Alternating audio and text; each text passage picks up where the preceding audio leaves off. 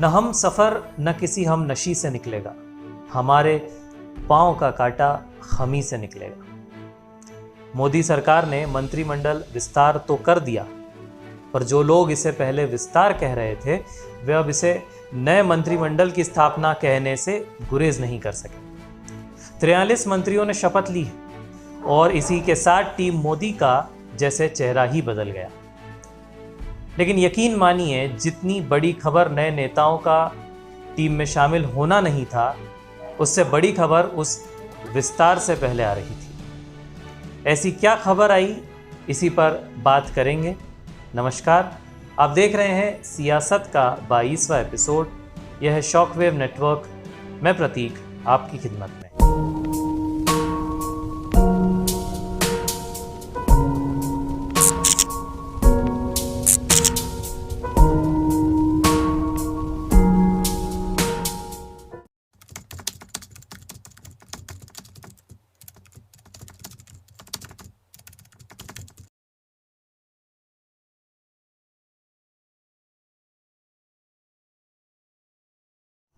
तो नई टीम का गठन होना ही था और जितना इंतज़ार उन बनने वाले मंत्रियों को नहीं था, उससे ज़्यादा इंतज़ार कर रही थी विपक्ष की पार्टियां और ख़ास करके कांग्रेस। और यह वो सूरत अभी ही नहीं, काफ़ी समय से देखी जा सकती। कांग्रेस जैसे इंतज़ार करती है कि सरकार कोई काम करे और वो उंगली उठाए। एक बहुत ही आसान सी रणनीति के साथ कांग्रेस काम कर रही है। ऐसा लगता है जैसे उनके स्ट्रेटेजी रूम में यही सिखाया जाता रहा हो कि जो कुछ भी मोदी सरकार करे आपको उसका विरोध ही करना है। जो कुछ भी बड़े प्रोजेक्ट सरकार करे या कोई बड़ी खरीद करे, बिना किसी साक्ष्य के आपको उसमें भ्रष्टाचार या अनुचित लेन देन के आरोप लगाने, फिर उसे लगाकर ट्वीट पे ट्वीट करते रहें, भाषणों में कह दें और साबित करने या एविडेंस देने की कोई जहमत ना करें। भाई ये इंडिया है, यहाँ सिर्फ इतना कहना कि राफेल घोटाला हुआ, अब भले ही हुआ हो या नहीं हुआ हो, पब्लिक में सरकार चोर है का नारा तो बुलंद हो ही जाएगा। फिर जिन लोगों पर आरोप लगाया जाता है वे मानहानि का दावा ठोक देते हैं और कांग्रेस के घरेलू वकील वह केस लड़ते रहते हैं। अदालतों का वक्त ज़ाया होता रहता है और जिन गंभीर केसेस में कोर्ट को ध्यान देना चाहिए वे केसेस लंबी कतारों में सालों साल सड़ते रहते हैं। ये पता नहीं किस तरह की राजनीति है, पर सौभाग्यवश अब यह खत्म होने की कगार पर है, क्योंकि यह पब्लिक है, ये सब जानती है। खैर, वापस आते हैं मंत्रिमंडल विस्तार पर। तो काफ़ी इंतज़ार के बाद जब मोदी सरकार का मंत्रिमंडल विस्तार हुआ तो यह घटना काफ़ी खट्टे और मीठे अनुभव लेकर आई। जहां एक तरफ नए कैबिनेट मंत्रियों की ताजपोशी हो रही थी, वहीं दूसरी तरफ कुछ पुराने मंत्री बड़े बेआबरू होकर मंत्रिमंडल की दहलीज से नीचे उतर रहे। इनमें से कुछ सबसे खास हैं रविशंकर प्रसाद, प्रकाश जावड़ेकर और डॉक्टर हर्षवर्धन। भारत सरकार की ट्विटर के साथ चल रही खींचतान अब भी जारी है। काफ़ी समय हो चुका है नए आईटी नियमों को आए हुए, लेकिन अब तक सरकार को ट्विटर की तरफ से न तो कोई संतोषजनक जवाब मिला है और न ही नए नियमों के प्रति ट्विटर ने कोई प्रतिबद्धता दिखाई।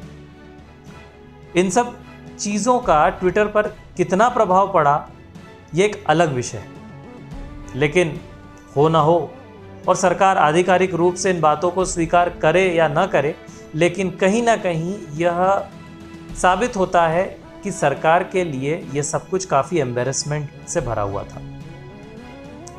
इस पूरे झमेले की गाज आखिरकार कानून मंत्री रविशंकर प्रसाद और सूचना एवं प्रसारण मंत्री प्रकाश जावड़ेकर के ऊपर गिर ही गई।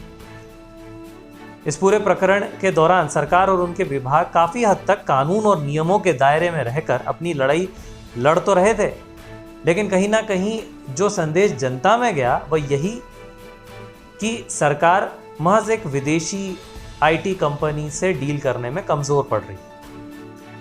हालांकि ये कंपनी अपने आप में एक बड़ी आईटी कंपनी है जिनकी करोड़ों की नेटवर्थ है और उससे भी ज़्यादा महत्वपूर्ण इनका यूज़र बेस, जिसमें कई नामचीन हस्तियां और कई राष्ट्राध्यक्ष शुमार हैं। फिर भी कहीं ना कहीं इनकी मनमानियां और खुद को किसी भी देश की सरकार से ऊपर समझने की नीयत को रोकना बहुत ज़रूरी हो गया है।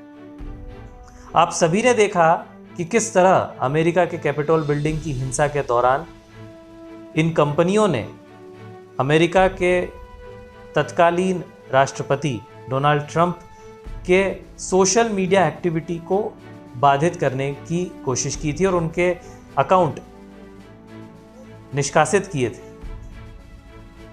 यह सब कुछ कई देशों के लिए एक अलार्म की तरह है। वैसे भी ट्विटर जैसी एक सामान्य सी माइक्रो ब्लॉगिंग साइट कुछ इस तरह से सारे विश्व में लोकप्रियता हासिल कर लेती है, उसे मैं व्यक्तिगत तौर पर ओवर हाइप्ड की संज्ञा ही देना चाहूँगा। मतलब आप देखिए कि क्या आपने ट्विटर के इंटरफेस को देखा है, उसमें ऐसा कुछ भी खास नहीं है, लेकिन फिर भी क्या है कि इतने सारे सेलिब्रिटी, सरकारें, राष्ट्राध्यक्ष, इन सभी लोगों का उस वेबसाइट पर होना, उनके अकाउंट का ब्लू टिक के साथ वेरीफाइड दिखना और साथ ही उस पर आए दिन कुछ ना कुछ टिप्पणी करते रहना एक ज़रूरी ट्रेंड सा बन गया। हमारे देश में भी ऐसा ही कुछ हो रहा है। कई राजनेता तो ट्विटर पॉलिटिक्स में ही फंस कर रह गए हैं। सुबह नींद खुलने से लेकर रात को सोने से पहले तक कई सारे ट्वीट मारते हुए दिखेंगे। जनता के बीच उतने न दिखें, लेकिन ट्विटर पर कुछ ना कुछ पोस्ट करते हुए जरूर दिखेंगे। किसी की अपने विषय पर ट्वीट की हुई दिखे तो उसको रिट्वीट कर देना, ये उनकी दिनचर्या का एक महत्वपूर्ण हिस्सा बन गया। भारत सरकार ने इन्हीं चीज़ों को लेकर नए नियम तो बनाए, लेकिन ट्विटर अदालत में खड़े होकर सरकार से इन्हीं के खिलाफ जिरह करने लग पड़ा।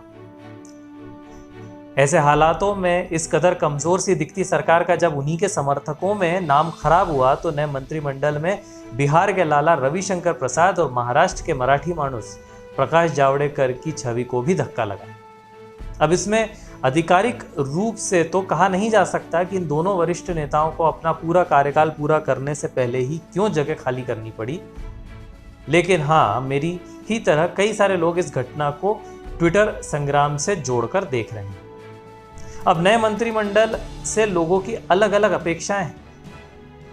भाजपा समर्थक सोच रहे हैं कि अब नए सिरे से ट्विटर के खिलाफ जंग का ऐलान होगा।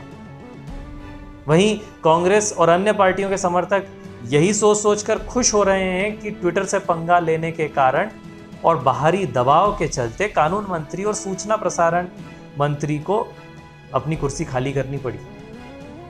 कारण चाहे जो भी हो, लेकिन नए आईटी मिनिस्टर अश्विनी वैष्णव ने जो कहा है वो कई लोगों के सवाल का जवाब देता है। नए मंत्रिमंडल से पहले जिन एक और मंत्री की कुर्सी गई वो थे डॉक्टर हर्षवर्धन। कई लोगों का मानना है कि डॉक्टर हर्षवर्धन की छुट्टी की जिम्मेदार कोरोना की दूसरी लहर के दौरान हुई अव्यवस्था और अफरा तफरी थी। हालांकि ऐसा नहीं है कि स्वास्थ्य विभाग ने इस दौरान कोई काम नहीं किया या कोई बड़ा कीर्तिमान नहीं पेश किया। भारत ने विश्व के सबसे बड़े टीकाकरण अभियान को अंजाम दिया है, लेकिन कई मोर्चों पर कसर सी भी छूट गई। बाबा रामदेव के आयुर्वेद और एलोपैथी के विवाद का भी जिक्र विफलताओं में जोड़ा जा रहा है।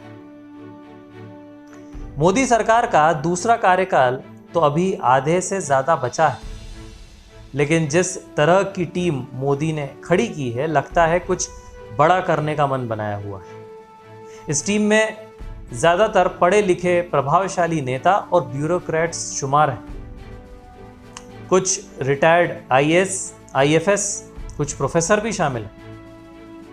रेल मंत्री अश्विनी वैष्णव आईआईटी कानपुर से एमटेक हैं और साथ ही आईएएस में ऑल इंडिया 27वीं रैंक के साथ पार करने का कीर्तिमान भी स्थापित कर चुके हैं। कटक और बालासोर के कलेक्टर भी रहे हैं और साथ ही पूर्व प्रधानमंत्री अटल बिहारी वाजपेयी के सचिव भी रह चुके हैं। वहीं पेट्रोलियम मंत्री हरदीप सिंह पुरी की बात करें तो वे भी कई देशों में भारत के राजदूत रह चुके हैं। साथ ही संयुक्त राष्ट्र में भी भारत का प्रतिनिधित्व कर चुके हैं। शिक्षा मंत्री धर्मेंद्र प्रधान भी एंथ्रोपोलॉजी में पोस्ट ग्रेजुएट हैं। वाणिज्य मंत्री अनुप्रिया पटेल एमबीए होने के साथ ही साइकोलॉजी में मास्टर्स डिग्री हासिल की हुई हैं। साथ ही एमआईटी यूनिवर्सिटी में बतौर प्रोफेसर काम कर चुकी हैं। कांग्रेस छोड़कर भाजपा में आए नागरिक उड्डयन मंत्री श्रीमंत ज्योतिरादित्य सिंधिया भी स्टैनफोर्ड यूनिवर्सिटी से MBA, और ऐसे कई मंत्री जो पढ़े लिखे हैं, ब्यूरोक्रेट्स हैं। इससे जाहिर होता है कि मोदी सरकार नए युग की राजनीति को समझ रही है। यहाँ दुनिया में जिस तरह की अंतर्राष्ट्रीय कूटनीति चल रही है, उससे निपटने के लिए देश को ऐसे ही क्वालिफाइड लोगों की आवश्यकता होगी।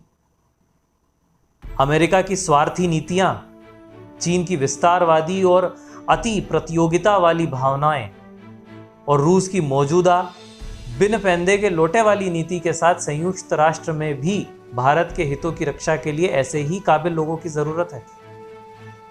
ऐसा नहीं है कि पुराने मंत्री कुछ कम पढ़े लिखे थे, लेकिन इस नए चेहरों से थोड़ी और आक्रामकता की अपेक्षा की जा सकती है। दोस्तों, सियासत के आज के एपिसोड में इतना ही। हम अगले रविवार फिर मिलेंगे। आपको ये एपिसोड कैसा लगा हमें नीचे कमेंट में लिखकर बताएं, और मोदी सरकार के नए मंत्रियों से आपकी क्या अपेक्षाएं हैं वह भी बताएं। हमारे फेसबुक, इंस्टाग्राम के जरिए जुड़ें और हमारे चैनल को यूट्यूब पर सब्सक्राइब करना न भूलें। अपना ख्याल रखें, स्वस्थ रहें, सुरक्षित रहें। धन्यवाद। जय हिंद।